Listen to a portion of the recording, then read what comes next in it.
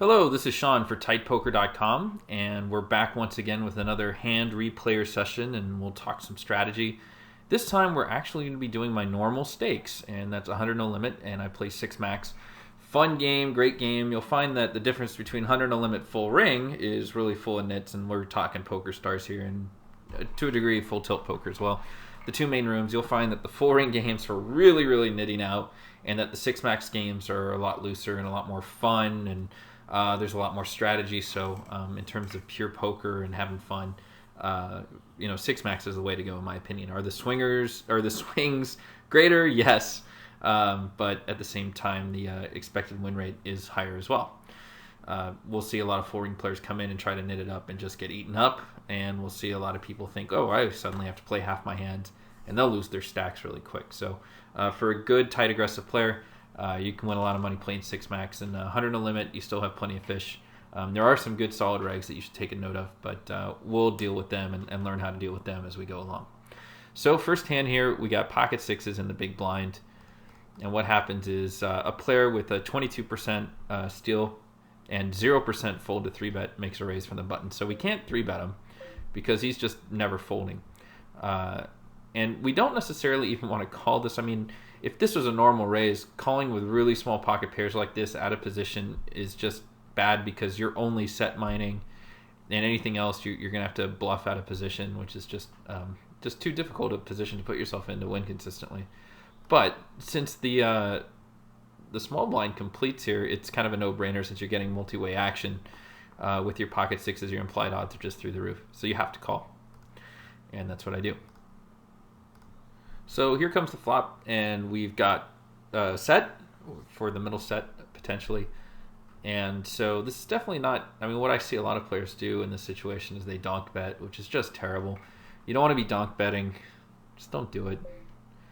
There is a time and a place. I mean, there is always a time and a place for everything, and any kind of weird move in poker. However, against a 35-10-1, this kind of player, if he hits anything, he's committing his stack. And so the small blind predictably does exactly what I told you not to do. And he bets just about the pot. So we're putting him on a set, either 10s or 5s, or an overpair like jacks, where he's too scared to raise it pre-flop from that position. And he's got an overpair, something like that, or some sort of like ridiculous combo, like 7-8 suited right here. But as it is, you cannot let go of middle set at the flop. So we're definitely bumping this up, unless you get a situation where flatting this guy 100% of the time is going to be raising. But in this situation, since there's draws out there, I'm just in favor of raising it. So hopefully that's what I did. It isn't. So I did call, but maybe I had a good read, and apparently I didn't. So in that situation, I made the right read to make that kind of meta game play. So if you know your opponent, that's fine. If you don't slow play anything like this. The only thing you really need to slow play at the flop would really be something ridiculous like us, quads, or a good boat or something that's hidden and can't be drawn out on. But this, I assume, was a play that I just isolated a strategy where I know he's going to be raising here. So that's exactly what he did, and that's what this guy did to try to get some protection. If he had anything really solid like pocket tens here, the nuts, quote unquote, at the time, I think he just would have put in a little bit of a raise and not tried to squeeze me out. So the fact that he did that made me really, really suspicious. And so it's kind of a no-brainer call. I get it in, and let's see what happens. He takes his money back. He shows kings, which was a really bad play, and he shows top pair, top kicker. So we see two players play their hands absolutely poorly, and it looks like they're going to pay the price, and they do. And so I actually take down a pretty monster pot here, which I'm sure I did a great fist pump. So let that be a lesson. You got kings in the small blind. If he had thrown in a 3-bet, he absolutely should have done it. I really don't understand if he had. This is a player that plays a lot. I've got a bazillion hands, and I remember him. But, if you've got kings and your opponent folds to 3-bet 0, then you should be bumping it up a ton, right? Because he's always going to call you. I just really don't understand. It would have worked out to where this guy would have drawn out, but you would have had to gotten really lucky. King versus ace 10. It's not a super great situation, but it's a great situation. You should take it. So the fact that he played this so poorly allowed me to get in, hit the 6 on the flop for the set, and sure enough, I took it down. So lesson learned for him. Here's a quick little hand we can take a look at. Aces in the small blind, and this kind of relates to the last hand. We've got the cutoff to $4. He's at 24-14, and the button, who is a regular I played a bazillion hands with. He's at 22-18, who 3-bets 5%, but I think you can't see it right now, but on the button, he bets about the same. So 5%. So he's got a decent hand if that's his range right there. And this is certainly not a time to just kind of sit and kind of flat a 3-bet out of position with aces and see if, Miguel here just calls, and then, well, geez, I got 2 opponents got aces. What if something horrible flops? So you're definitely raising here 100% of the time, and certainly that's what I do. Fold, and I think this guy will just come over the top.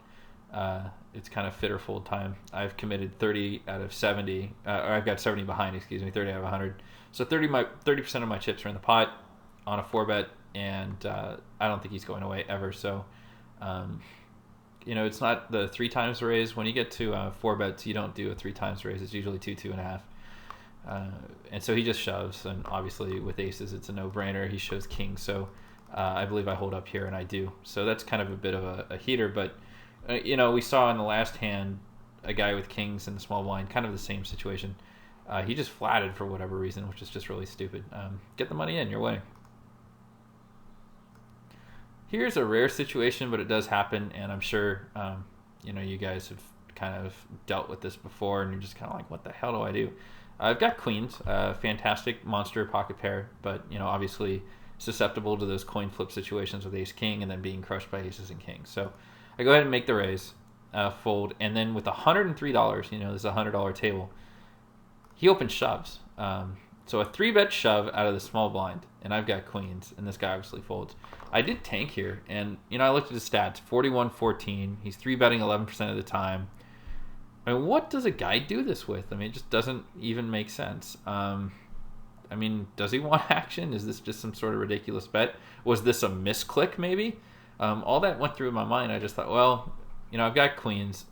If it's a coin flip, fine. If I'm crushed, that sucks. But I can't see him doing this with aces or kings, right? Why would he risk just winning 350? So it seems to me like this was like jacks or ace king or ace queen or just something kind of like, good, but marginal-ish, you know what I mean? So I just went ahead and called. And sure enough, he turned over 10. So it was a good read. And I took down another pot. So if that really was villain specific. If that guy had been, let's say, a 9-6, which I've seen at a full ring table, and he just did something like that, I'd be inclined to fold.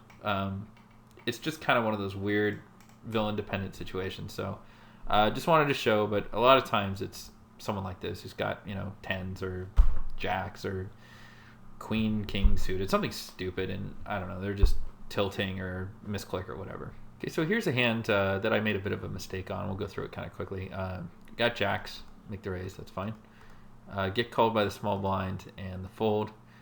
Flop's monotone, I got an overpair, so this is great for c-betting. Go ahead and make it the pot just because it's pretty wet. There's some draws out there too for straight. So he goes ahead and calls, and the 4 comes. So kind of one of those ace-5, 56 hands made their straight. There's still the flush out there, and he bets a buck into 24. So I'm guessing he either has something fantastic or something absolutely terrible and still drawing and wants to get a great price. So I go ahead and just punish him now so I don't have to pay later.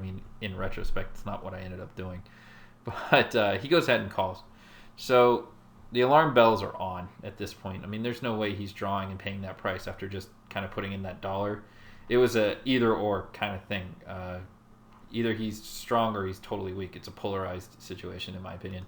The 9 comes, again, kind of one of those. He goes ahead and bet $10, 10 into 56. I'm getting 6.5 to 1 or so. And this makes it kind of a reasonable call, but folding here isn't terrible because it's just so obvious that he's got a set or he flopped a flush, and sure enough, he flopped it.